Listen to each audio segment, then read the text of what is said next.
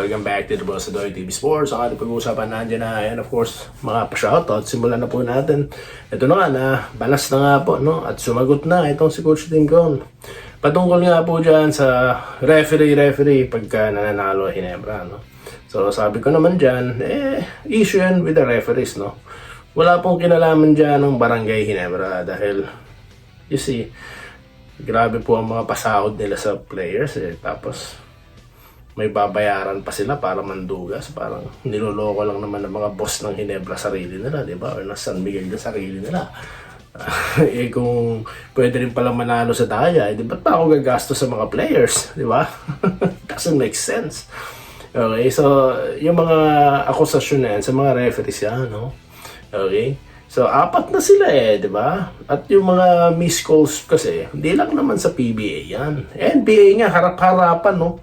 Kailangan pang reviewin para makita ng referee mismo. Diba? Napakadami na pong beses niya na yung mga issue na yan, di lang sa PBA, maging NBA, yan na rin po. Kaya, dito, di ko na pinapansin yan. No? Wala akong pakialam. Panalo,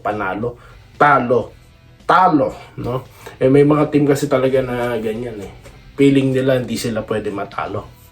Gusto nila konting sagi, may foul, no? Ewan ko. Anyway, Game 7, sabi nga ni Justin Brownlee dito, hindi pa tapos ang laban, di ba? Okay, the series is not yet over, okay? Si Abarrientos naman po, ang sabi naman niya dito, no? Kasi nga, tinanong siya about interview or panayam kay Coach Johnny Abarrientos na may mga ilang laro si Abarrientos or yung mga usual na ginagawa niya sa court hindi lumalabas dito or di lumabas sa kanilang laro, no? So, yun nga po yung more looks of the basket. Pansin ko din yun.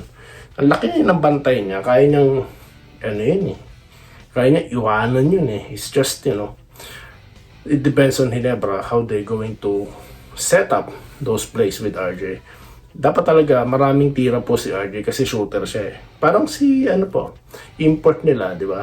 Kaya lang naman nagpapasok ng tira niya kasi nga he keeps on trying. More attempts po, more chance, di ba? Para po yan manalo kayo sa sa mga paraffol. More entries, more chance of winning. Parang ganun po yan.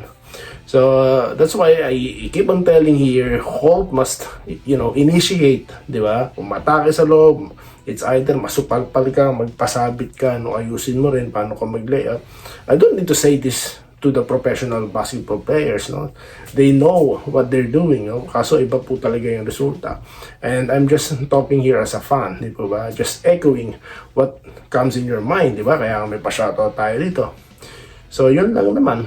So, ito yun Sa mga pumapasok dito, inaasar ako. Kala ko ba champion na? Bakit? Kung sinabi kong ako magiging presidente bukas, maniniwala ka din.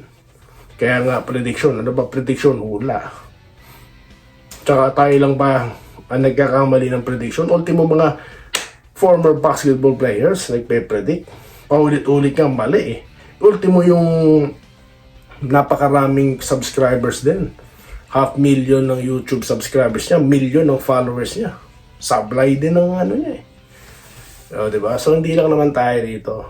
Okay, after all, what we're doing here is, we're doing comparison, diba?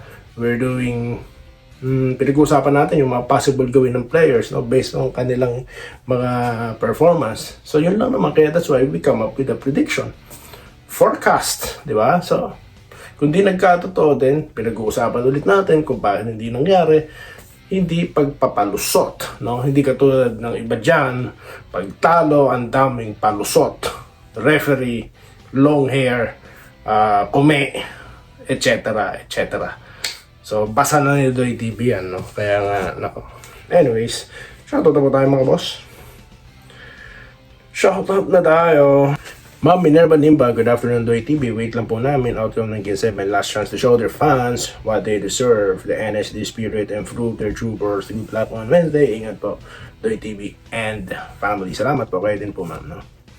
Yes, Rodrigo Rodriguez, Busdoy talagang madidismaya lahat ng fans sa walang kabuhay-buhay na performance sa mga local sa nakaraang games, lalo na kay RJ at Scotty sa 3 game na hindi nakakatulong sa team. Well, yun na nga, no? Kailangan talaga nila magpakita na dito. This is a winner-take-all game 7, no? At, still, expecting them to explode, no? Baka nga po talaga, sobrang sila nahirapan sa mga, sa pressure na ina-apply sa kanila on defense, no? So, ang magaling po yan kahit anong gawin mo. Di ba ba? Maliban na kung talagang umina na, no? So, I don't think yan ang case dito sa dalawa, lalo na kakapanalo lang ng mga awards, no? Hindi ka lagi masko, no? Ibig sabihin, hindi po laging ganito ang istorya ba, di ba? Na hindi pumapasok ang 3-point shots, no? Okay. Alay nyo sa Game 7, umulan po ng 3-point shot. Hindi natin nasabi. Kasi sabi ko nga sa content ko ngayon, they should keep on shooting the ball. Kesa ma-turnover yan, no? Itakbo mo na, i-3-point mo, di ba? Hayaan yung magkagulo sila, di ba? Hindi kasi yun nga sinasabi ko lagi, na ang ginagawa kasi ng Ginebra, no? Nasa ilalim na sila ng trap ng TNT. Mag-half court set sila, alam na ng TNT kung paano depensahan niya. Pero kung patatrabahuin nyo sila, extra effort po, no, sa pagdepensa, halimbawa, itatakbo nila. Kaya nilang takbo yan, lalo na kulang-kulang na sila. Ilan na lang ang point guard nila, di ba? Kayang-kaya. Sa Ginebra, kompleto sila no? Suggestion lang naman, what ifs? Addressing Tarantason, good evening kabayan. Nakakulong ko talaga.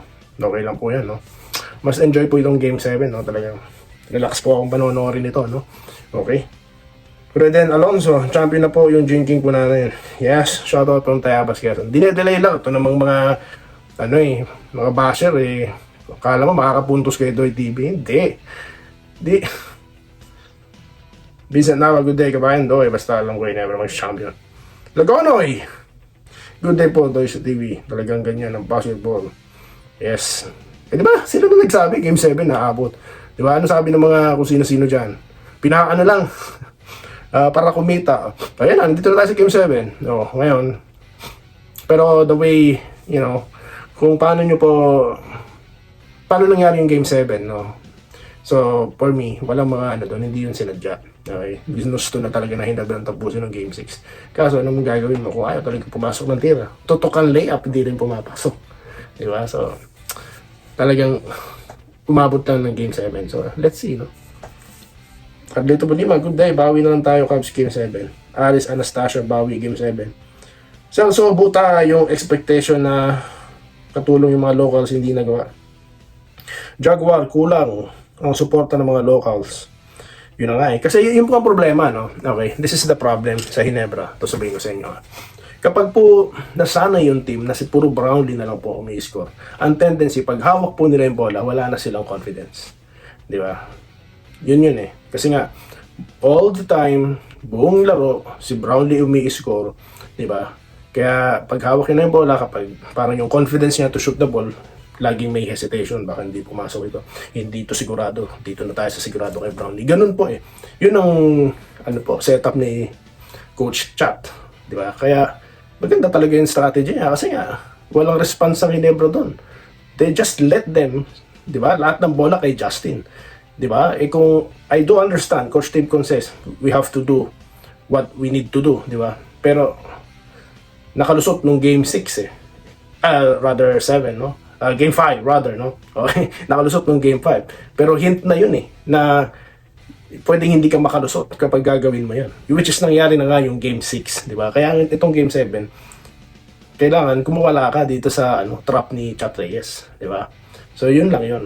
So they need to let the other players to score. Kailangan nila mag-initiate si RJ, si Scotty. Si Scotty, di ba naman kailangan ipag-ISO yan Alam niya gagawin niya, saan siya po-position. Pero at least alam natin na naalarma sila kay RJ. They can make use of him as a bait, di ba? And RJ should be aggressive. Panoorin niya laro ni Brunson, no? Maging Brunson siya dito, no? Para yung MVP sigurado sa kanya di ba? RJ, no? Tiwala ako from the very beginning, sabi ko nga, ikaw ang magiging draft pick ng Ginebra, ikaw ang magiging rookie of the year, ikaw ang magiging best player of the conference. Ngayon naman, ikaw ang pinipredict ko as magiging finals MVP, di ba? Hindi naman kasi pwede si Raymond Aguilar, hindi naman pwede si Carreño, ikaw lang yan, no? So sana nakakarating sa iyo to. Okay? That Toy TV is, mataas ang expectation talaga, no? Kasi nga, you have the tools. Maraming salamat sa inyo lahat. Sa mga hindi po nabanggit, no, next time po mag-content tayo dito naman sa ating channel, Doy TV Sports. Muli, maraming salamat po sa inyo lahat. Mabuhay po kayo lahat. At shoutout po kay Sir Joseph Pineda, Ma'am Irene Quiles, no, kay Sir Christian Aran, sa ating mga members. Maraming salamat po. Mabuhay po kayo lahat. Salamat po sa panonood. Subscribe na para sa mga susunod na basketball at boxing videos.